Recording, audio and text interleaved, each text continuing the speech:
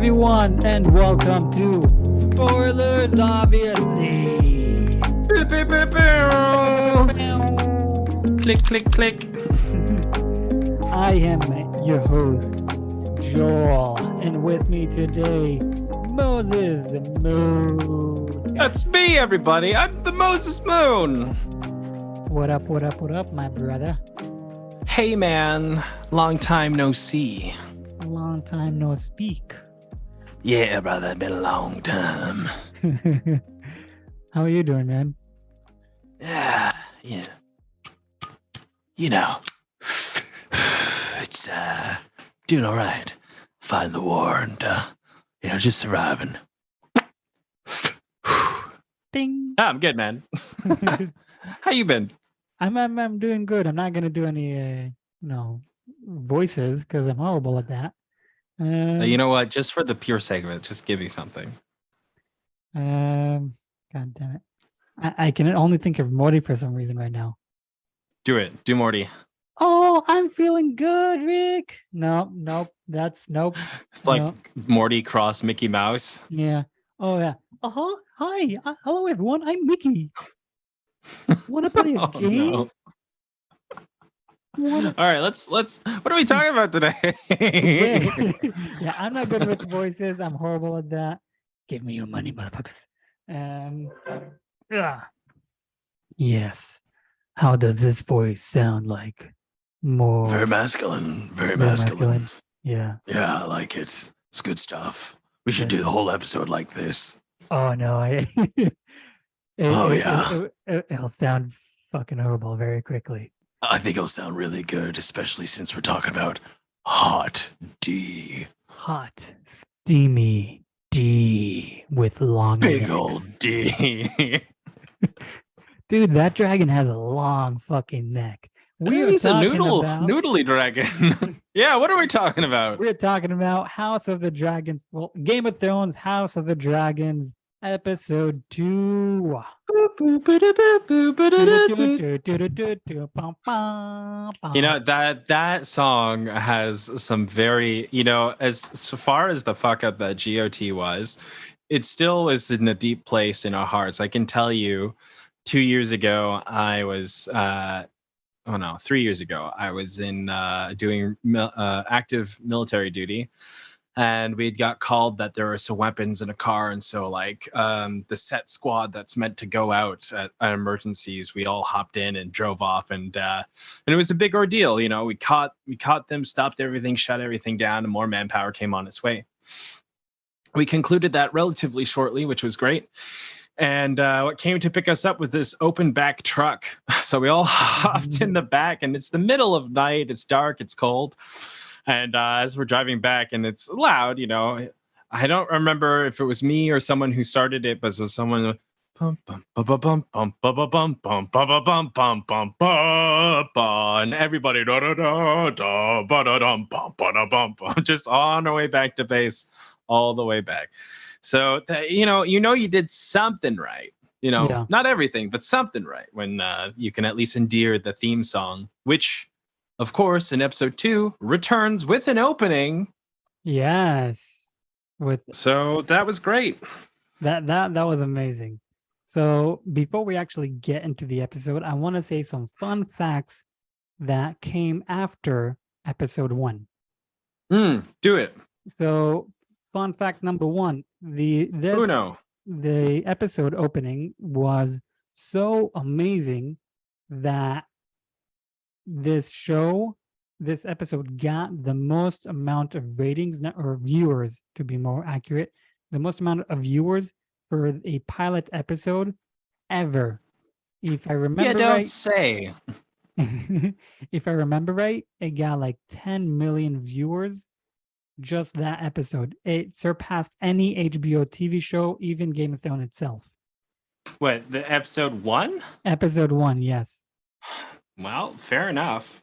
That was absolutely it just shows just how much this world that Jojo Martin is absolutely amazing. That agreed. The pilot episode you have to say it wouldn't have got this amount of viewers if not for Game of Thrones itself. but it does show us that people still want this and they love this, and it's all thanks to Game of Thrones that this show surpassed the pilot episode of Game of Thrones in every pilot episode out there of HBO specifically. Well, that makes sense. That is fact number one. Fact number two, thanks to episode 1 of House of the Dragon, they officially announced season 2. Hey. Yeah. So that's amazing to say. After one episode, we didn't even. So you're saying it was all hinging on this one episode to go well, that they would even think about continuation? I believe so. That they really put all their faith on this one episode. If it would work, if it wouldn't work, and clearly it did work, and they got the green light for season 2. So well, good on them. Yeah, it is definitely good on them. The thing is, season 2 was only now green light, and it's almost September, like in about what, a day or two. And how soon can we predict season 2 to come out? Because each season of Game of Thrones was, every year. They only announced season 2. They didn't even start casting and writing a storyline and filming and then editing. They have a lot of work to do. So when can we expect season 2? That could kind of suck if it would be like in 2 years from now. But I really hope it'll be a lot sooner than later.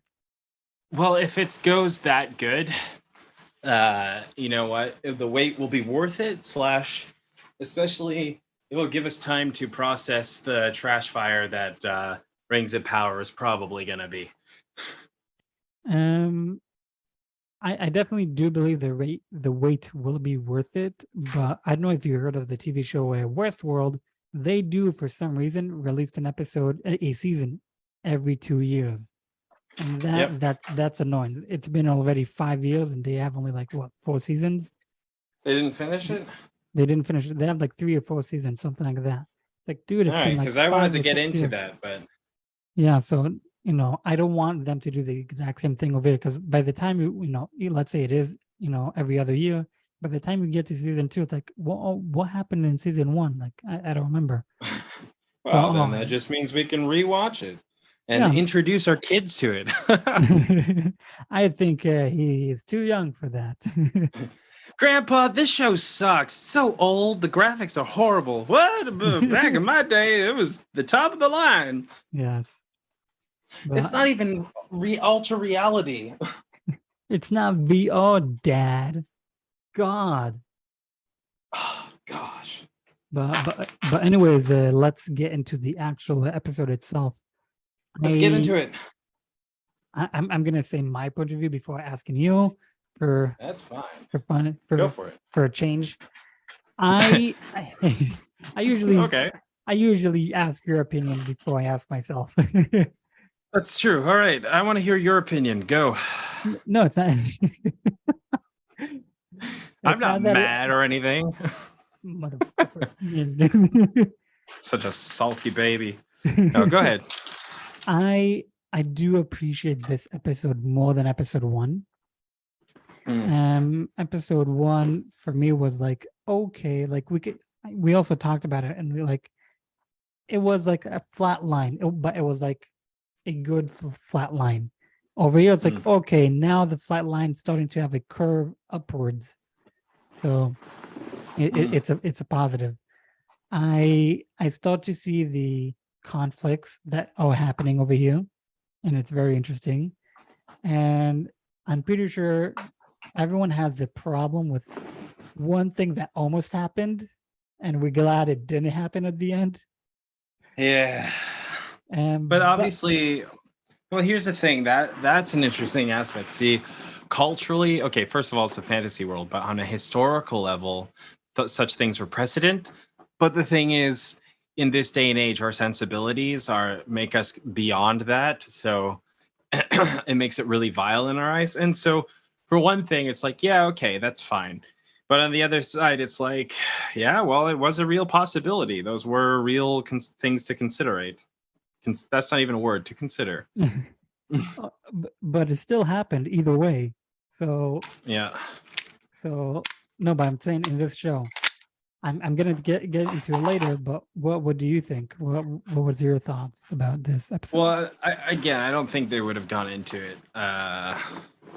On a quick overview, I definitely liked the episode. It definitely set up the precedent for our characters and who we're dealing with. It also confirmed a few things for me. Daemon goes to Dragon Rock, and Rhaenyra. I remember her name now. Yeah, Rhaenyra. I did my homework. Well, someone else is a Rhaenyra or Rhaenyra, the queen that who was not. The queen that, God damn it, the queen that was not. Right. Nonetheless, yeah, something like Rhaenyra is coming to her own, and there's some interesting things there about that. I loved, like, when they were walking on the walkway.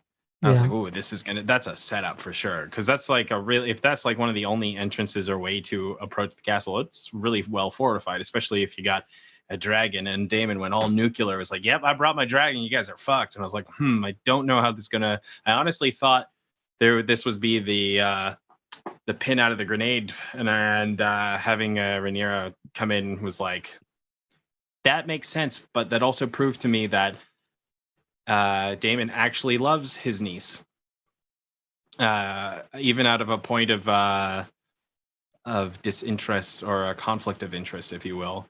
He was still willing to give up the egg and not push bloodshed, which he would have certainly, like, this guy's ready to go. He's goading for it. So, but ultimately, like, I really liked the dynamics. I really liked the political push and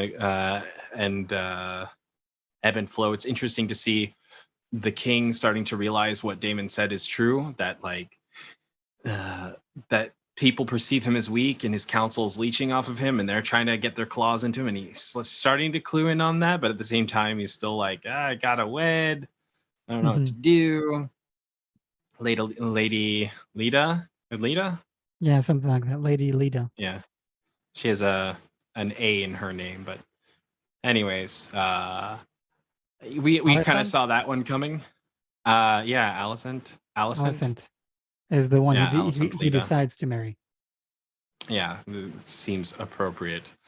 Still, but at the same time, like, and which is interesting because we talked about this last time, where there'd be like a conflict between Rhaenyra being like, you're my best friend, why would you betray me? And it's interesting because now we see that Alicent was quiet about it, as per the king's request, but even her. So you can see that even she's starting to play the hands game as well, even young. She even influences Rhaenyra to talk to her father, even though it was out of a comforting way. It was still manipulative. And so the show, this episode in particular, was very pleasing to me because you could see the height and the level of intrigue and depth that the writers have in this, and they're not flexing yet, but it's like they're stretching. You can see where some of these elements are going, and I'm very pleased. Yeah, well, it is the beginning, so they're flexing a little bit, but not like too much, which is nice. So we have Otto, who he is the Hand of the King. Yeah, and we see in the first episode, he basically tells his daughter, Alicent, once the queen died, immediately go talk with the king and like befriend him, comfort him. Exactly. So that was episode 1. Episode 2 takes place 6 months later. And that is a big time jump. We will see a lot more time jumps in the show, and even bigger time jumps. But she goes and comforts the king, and by the time they tell the king, you have to remarry, as a king, that is your duty. It's like, he says like to his daughter Rhaenyra, this hasn't it been a year and a half? No, it's been a half a year. So that makes sense. I just reversed the two things. All right, yeah.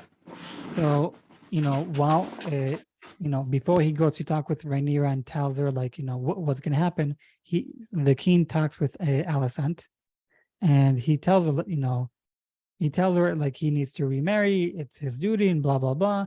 And she tells him like, well, why don't you go talk with your daughter? Like, talk about this. I also lost my mother.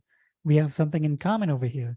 And the king says, I'd rather not talk to my daughter of 15. I would rather face the black the black dread than my daughter of 15. Yeah. Exactly. So basically, Great line.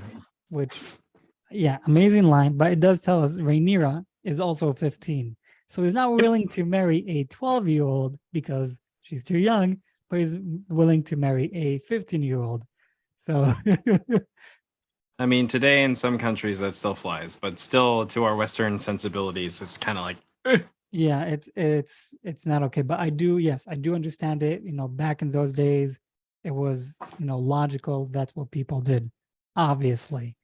But when first Alicent and the Rhaenyra, they don't look 15 to me. They're actually in the 20s.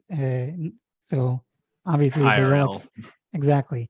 And then you have the girl who's actually 12. I think she looks 8. But they tell us. Yeah, I thought she was 9. I was like, yeah, it's like, yeah, that was my reaction. Oh, she's 12. Yeah. But anyways. Great actress though. Good on her. Like, she didn't stumble or like feel weird out of place. Like a lot of kid or child actors have a weird disconnect. Yeah. And for me, and like I'm hypercritical in watching certain performances, and like I bought it hook, line, and sinker. Like I didn't feel forced emotion. Like it felt really real. So that whoever she is, top notch. Like she's gonna go far. Yeah, she did an absolute amazing job. For that small period of acting, I liked her acting very well. I do have to say, what do we have in common with Otto, the Hand of the King, and Littlefinger? That they're manipulative pricks. Exactly. So we can kind of see similarities over here. What do we have in common with the King and Robb Stark? Robb Stark? Robb Stark. Oh, okay, yeah. So this was interesting. I talked about this. I watched this with a friend of mine. So Robb, he was in a political circumstance where he was going to marry one of the who is the Frey. Frey, thank you, Frey. And little did he know that the Frey girl was going to be actually gorgeous. But anyhow, and so he marries out of love and is split between two women, if you will, or two obligations. However, though similar, the king here is split between two choices in this matter of houses to marry. One that would strengthen both situations, would strengthen their cause, one being the Rye and their geopolitical situation, so like location and manpower, and the Sea Masters, forget that anyways, and all their goodness, or the house of the High Tower, I guess it is. High Tower, Valyrian. Valyria. No, Valyrian was the sea guys, because that was their blood, that was one of the things that had them gunning for the throne when they're high claims. Whereas this guy is not so much has a claim, but and it's weaker, but his daughter is older. However, they're both politically inclined, just one's a weaker choice. One of them is richer with money. They do say that Otto, the Hand of the King, his family are in this timeline are a lot richer than the Lannisters in Game of Thrones. Way, way richer. So on one hand, marrying into money. On the other hand, which is also love. On the other hand, marrying into power and political reasons, which is... Can I just pause? Something just hit me in the head. Yeah. Okay, so back in GOT, the Lannisters hire whom to help fill their army? The mercenaries? What was their name? Who, the mercenaries? Yeah. They were the Gold Cloaks. The Gold Cloaks, yeah. Which Damien created the Gold Cloaks. So did we just witness the origin of the Gold Cloaks? Yeah, was that the... Yeah. Okay, Because that just clicked. It just like, oh wait, hold on, what? I didn't mention over here. I didn't mention this on the Hebrew podcast. I didn't mention it over here. I guess no. I didn't. No, I didn't. I didn't click that in just now. That's all right. My bad. Anyways. No. It's all good. At some point, when they get the letter from Damien that he stole the egg and all that, Rhaenyra basically says, "Why don't we go with the dragons?" And over here, then they tell her, "How about you go and decide who will be the Kingsguard?" Now, in one hand, she is going to be the queen as of right now. So she should know how to, work all of this. On the other hand, when she went to, to choose who will be the Kingsguard, Otto went with her, the hand of the king. Yep. And when she decides, she basically says, okay, who out of all the people over here has more battle experience? We're actually combat soldiers, yeah. Exactly. And when she names the person, I forget his name, Otto was like, yeah, how about no? Not, like maybe someone else. The reason why he says that is his son. And now what happens to someone who becomes the, Kingsguard? They shall father no children. They shall not marry. So we see something very similar here with Tywin Lannister and Jaime. The fact that Otto wants his children to have kids. He's basically marrying his daughter to the king. Eventually, obviously, he'd want his son to marry, but now basically he's bound to never marry and never have kids. So wait, hold on. I thought the person who she chose was the guy who, in the first of the tourney, who like bested everybody, just a lowly knight, and he's a Dawnish man. Yeah. I thought that wasn't his son. I thought his son was the guy who got dismounted horribly by Damien at the beginning, where he thrusts his lance across the horse and trips him. Because he had the high. I could be mistaken over here. Yeah, I could be right. Because I'm pretty sure, because he's the handsome dude and whatever. We don't really get a look at his son's face.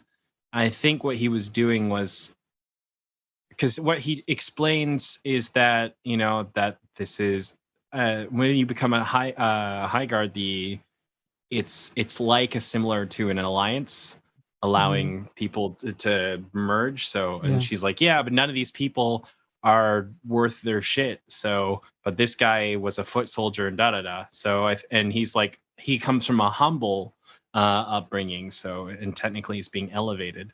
I believe that is what's going on, which means that the prestigious position was not filled by his son or anyone else. It was just, so he can still have kids, I'm pretty sure. But it's more of the fact that the potential love hint scenario between Rhaenyra and this knight is possible. Yeah, I similar to Daenerys and John. I mean, prior to her nephew. Yeah. I think you're right. I could be mistaken over here, and it's okay. That's why I'm here. We balance each other out. Misinforming everyone. But yeah, everyone, all the dragons, they're actually sentient beings who created the universe, and they're just biding their time. They're actually gonna do you remember? I remember the name of Rhaenyra's dragon. Do you remember it, by any chance? Oh, Thyrax. I'm bad with dragon names. It's a great name. It also reminds me of thyroid, which is not so flattering. I have to say, listening to Damien's dragon roar was like, what the fuck is that? It sounded like a bird, like a small bird. It's got a long neck. It's got a little chirpy thing. I don't know. The egg that he stole was Rhaenyra's baby brother that was not alive, the heir for a day. Yeah, that's what offended them, was like, it's like, okay, you chose an egg, that's fine. Like, you could tell the king was like, fuck, like, I don't know. But the fact that it was like a direct like, ooh, he took the very king boy's Egg is like this is the airline that's gonna happen. It's like, ooh, you don't do that. Yeah. Don't you do it. Don't do it. I think it was very badass of Rhaenyra to go and basically face him. That was like the pointing turn for me. Like, okay, now this is the curve of the show starting to go up personally for me. So the fact that she went over there as a total badass, and he's like, she tells him like, I'm what's stopping you from being a king. If you like, all you need to do is kill me, and you will be the heir. That's all you need to do. It's like, holy shit. And he decides not to kill her. It's like, wow, and that's when like she weighed her relationship, and that there's fondness between them. It's established when he gives her the necklace of the Valyrian steel. Valyrian steel. And and that there's that bonds them because she mentions his sword, Black Sister, I think. Yeah. And anyways, so the point is that like there's that connection between them, and he obviously does care about her. Or else he would have just killed her.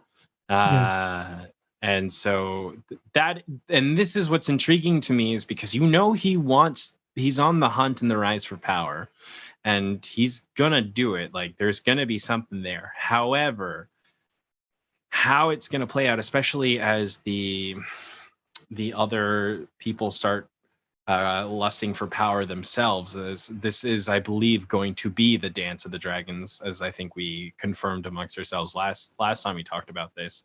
Yeah, last week. It's going to be interesting, especially with the crab feeder, and we're going to see how that plays in at the end of the episode. That was amazing. The crab feeder, like, holy shit. Well, it's interesting. They keep mentioning him and keep alluding to him, and like both the first of the episode, it's brought up in the first episode of, my lord, like this guy is killing pirates and da-da-da, and like, it's fine. And at the beginning and the end of this episode, we have a bookend of the crab feeder doing his thing, which looks very gnarly, and amazing. Also the end. Also, have you ever seen Love, Death and Robots? Those little vignettes. Yes. Okay. Did you see the third? I think it's in the third season. Bad Travels. Yeah. Bad Travelings with the giant crab. That kind of oh my god. Oh my god. Yeah. Amazing. So I kind of got those vibes. I was like, ooh. So that is something important. But I think either he will become a player, or that it is establishing the threat that when Damien disperses of them, because again, between him and the Seamaster, I forget his name, white dreaded dude. Anyways, he's like, really, look, white. King's not doing anything about this, and if you do something, you're going to gather favor of the people's eyes. So come on now. So I'm predicting next episode there's going to be some good old classic bloodshed and war, like a not siege, but like battle scenes. It's going to be awesome. Yeah. So that would, like I said, I can totally see how everything is starting to play, and I'm very glad we see it very early on, not later in the series, in the show, in the season. So first of all, the crab feeder, how he kills his victims, he nails them to a wooden post on the tide via their hands. Yeah, exactly. The crabs eat them, but because it's on the tide, what happens at night? The tide rises up. So not only do they get eaten alive by crabs, they also drown. That's how he kills his victims. Amazing. I absolutely love this. This is what I love about Game of Thrones. He's brutal. What do you think about I think the crab feeder seemed pretty deformed in some manner, deformed in a way. I think that was amazing. I'm not sure if it's a mask or like it's a part of a mask, like connected to his face, or that's his actual face. But hashtag body modifications. Yeah, but I loved it. And about basically the play of, controlling the throne. So as we see in the end of the episode, the boatmaster goes to Damien, and we see basically how that is now people from the small council are now going against the king.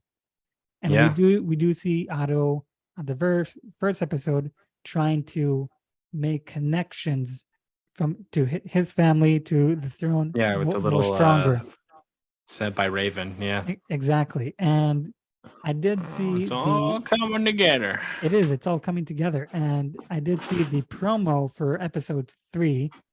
And yeah, and they open the promo with Otto, the Hand of the King, tells his daughter Alicent, and he says, Aegon will be king. It's like, who the fuck is Aegon? Then we see her holding a 4-year-old kid. So basically tells us he was another time jump of about Wait, Aegon Targaryen? Aegon Targaryen. Isn't that the Mad King? No. We have Aegon. Aegon is a very common name in the Targaryen family. Well, fuck them. Yeah, but fuck you, George Martin. they do tell us. Otto does tell his daughter Aegon will become king, and we see Alicent holding like a 4-year-old kid, which means it's, let's say she got married, got pregnant, the kid's 4 years old. So let's say between 5 to almost 6 years later from episode 2. So episode 3 is about 5 to 6 years later. We see more, conflict between Alicent and Rhaenyra, and more. Now she's her mother-in-law. Yeah, which is hilarious. Could you imagine having a best friend and then become your mom? Fuck, dude. When they were walking in the sidewalk, whatever it was, like in the garden, and the king comes like, oh, my niece, my favorite cousin. Like, what the fuck? that was it was a funny line, but at the same time, like, that is disgusting. Yep. Oh Lord. Yeah. But hey, you called that in our last episode when we were thinking, you were like, oh, she's gonna marry him. I don't know if you read spoilers or something like that, but you called it pretty cleanly that the king was gonna marry Alicent, and things are gonna get choppy. I didn't I saw a few videos, reviews, and I also did a little of my math. And I did. It makes sense. It does make sense. I almost bought the House of the Dragon book. I did buy the book, but a page was torn out of it. It's like, well, fuck this, I'm gonna return it. So I am planning on reading it, even though I did hear it's not really a book, it's more of a history book of the Targaryen Song of family. Blood and Fire. Blood and Fire. Fire and Blood. Yeah. We're Israelis. We read things backwards anyways. Yes, but I give this episode about a 5. In a whole, once again, similar to how I do all things until a series is completed, I withhold judgment and reserve my final gradings. However, individually, I rated them quite different. Last time, I think I said, because we're coming back into Westeros, the nostalgia strong, and the episode was setting everything up and it was intriguing, I gave it about a 6. I gave this episode, this number 2, I think would be about a 7 in my books, just because it's really pushing along and setting dynamics, and we're still getting into the world building, which is really nice. I love that shit. But out of total, since we don't know how it goes, I think they both average down to 5, because I'm thoroughly enjoying myself. However, it's not the best thing in the world, and it's certainly not the worst, and it's not season 8. So, 7 and 8. Yeah. So I'm very hopeful, very surprised, but at the same time, you can tell that the writers love this world, and that the intrigue and like the whole thing is about political intrigue, and that's where it sits strong. And the amount of dialogue that are in these shows is delightful, and I'm enjoying watching a beautiful world being displayed and absorbing all this basically useless knowledge and lore for a fantasy story, because that's not going to have any impact or whatever resonance in my life. However, I am thoroughly enjoying it. So yes, I'm same. I'm really, really enjoying this. I love this world. It's absolutely amazing, and I'm very, very excited. I'm starting to get more hopeful and more excited about this. So, working slowly with it.